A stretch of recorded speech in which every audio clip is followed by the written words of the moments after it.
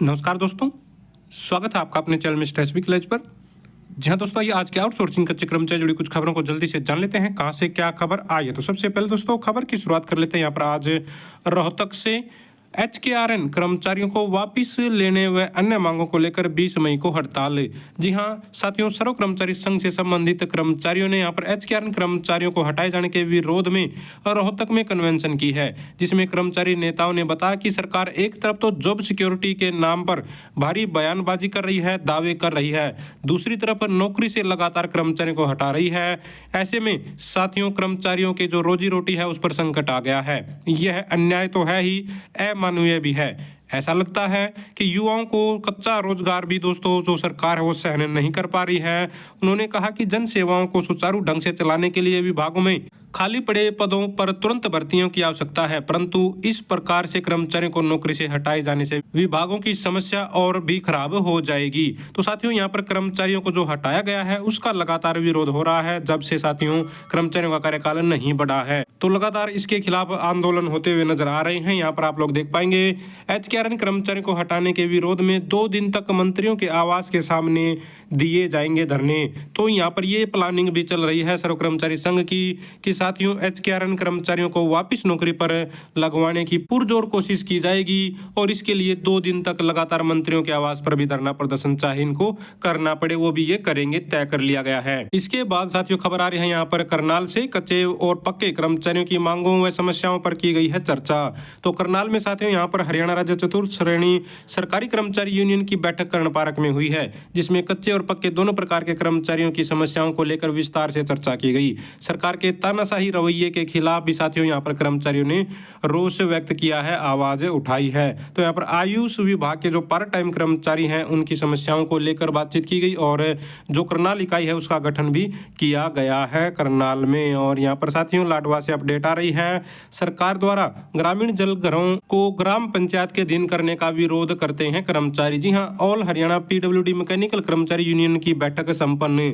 तो साथियों जो ग्रामीण जल घरों को पंचायत को सौंपने का काम चल रहा है इसका भी कर्मचारी लगातार विरोध कर रहे हैं। कर्मचारियों का कहना है कि जो सरपंच है वो भेदभाव की राजनीति कर्मचारियों के साथ करेगा, शोषण और भ्रष्टाचार को बढ़ावा मिलेगा और न ही पंचायतों के पास साथियों ग्रामीण जल घरों को सुचारू रूप से चलाने का पुख्ता इंतजाम है। तो इसलिए कर्मचारी भी परेशान होंगे और पंचायतों पर भी बर्डन पड़ेगा। तो इससे साथियों कर्मचारी चाह रहे हैं कि सरकार अपने इस फैसले को वापस ले।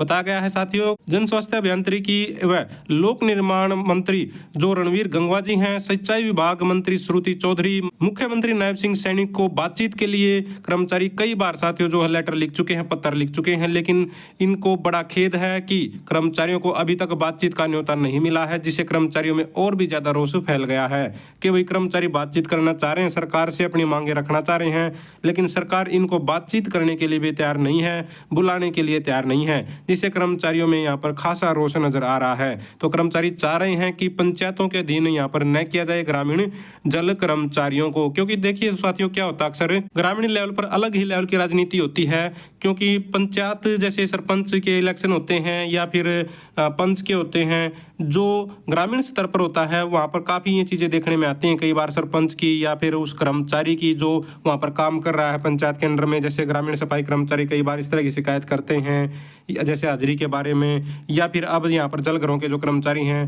भाई लो लेवल पर इस तरह की जो राजनीति है वो थोड़ी सी तीखी दिखाई देती है ग्रामीण स्तर पर। भाई उसने उसको वोट नहीं दिया, इसने उसको वोट नहीं दिया, तो कर्मचारी इस चीज़ को प्रॉपर तरीके से समझ रहे हैं, इसलिए इसका ये विरोध कर रहे हैं। इसके बाद साथियों आगे देख लीजिए, नारायणगढ़ से mid day meal worker union 20 मई को राष्ट्रव्यापी हड़ताल में भाग लेगी। तो मिड डे मील कर्मचारियों की साथियों यहाँ पर बैठक हुई है, जिसमें इन्होंने 26,000 रुपये न्यूनतम वेतन लेने और पक्की नौकरी दिए जाने की मांग की है। साथियों बता दें आप लोगों को यहाँ पर मिड डे मील कर्मचारियों का कहना है कि केंद्र और जो प्रदेश सरकार है भाजपा की लंबे समय से वर्करों की अनदेखी करती आ रही है।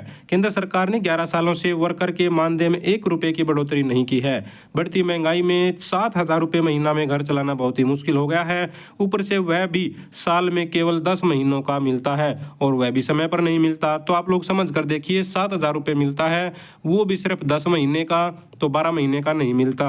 और ये जो 10 महीने का मिलता है, हो सकता है कभी 3 महीने का मिले, कभी 4 महीने का तो इकट्ठा मिले। तब जाकर इंतजार करते रहते हैं कर्मचारी, धरने प्रदर्शन करते हैं, पत्र लिखते हैं, तब जाकर कहीं इनको जो है इनका पैसा मिलता है, वो 7,000 के हिसाब से। तो कर्मचारी समझ रहे हैं उनकी परेशानी, लेकिन सरकार समझने के लिए तैयार नहीं है। इसके बाद आगे देख लीजिए साथियों, पानीपत से अपडेट है। C2 का राज्य स्तरीय सम्मेलन पानीपत में 14 व 15 जून को। तो आशा वर्कर यूनियन हरियाणा संबंधित C2 का साथियों छठा राज्य सम्मेलन है जो वो पानीपत में 14 व 15 जून को होगा। साथियों ये तय हो चुका है और इसी की तैयारियों को लेकर यहाँ पर बैठक हुई है। तो आने वाले समय में जून महीने में दोस्तों 14 व 15 जून को यहाँ पर पानीपत में ये साथियों सम्मेलन होता हुआ आप लोग देखेंगे C2 का। और यहाँ पर फतेहाबाद से ले लीजिए, पंचकुला प्रदर्शन व देशव्यापी हड़ताल को लेकर अध्यापक संघ ने चलाया जनसंपर्क अभियान। तो साथियों देशव्यापी जो हड़ताल होनी है 20 मई को, उसको लेकर सभी कर्मचारी संगठन लगातार प्रदर्शन कर रहे हैं, जगह जगह पर अपने साथियों से संपर्क कर रहे हैं। अलग अलग विभागों के कर्मचारी जो इकट्ठा हो रहे हैं और इस प्रदर्शन को सफल बनाने का पूरा पुरजोर प्रयास कर रहे हैं। रोहतक से भी देख रहे हैं, निजीकरण की नीति के विरोध में 15 को परिवहन मंत्री विज के आवास पर न्याय मार्च करेंगे रोडवेज कर्मचारी।